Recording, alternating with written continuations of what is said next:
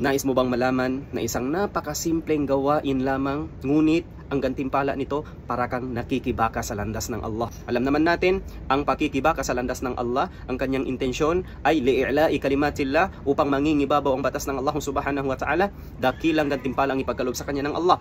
Ngunit ngayon, simpleng gawain, ganoon kalaki ng gantimpala na ipagkaloob sa iyo ng Allah. Ano po yun? Ang magmalasakit ka lang sa mga dukha, sa mga mahihirap, at yaong mga balo o mga namatay ng kanilang mga asawa. Ito po ang hadith ni Propeta Muhammad sallallahu alaihi wasallam. An Abi Hurairah radhiyallahu anhu an Nabi sallallahu alaihi wasallam qala as-sa'i 'ala al-armalati wal miskin kal mujahidi fi sabilillah wa ahsibuhu qala wa kal qa'imi la yaftur wa kas sa'imi la yuftir. Hadith mula kay Abi Hurairah radhiyallahu anhu, sinabi ni Propeta Muhammad sallallahu alaihi wasallam, ang nagmamalasakit sa balo at dukha ay gaya ng nakikibaka sa landas ng Allah subhanahu wa ta'ala. At naiisip ko na nagsabi siya, at gaya ng nagdarasal na hindi nangihina, at gaya ng nag-aayuno na hindi humihinto. Muttafaqun alayh. Authentic na hadith.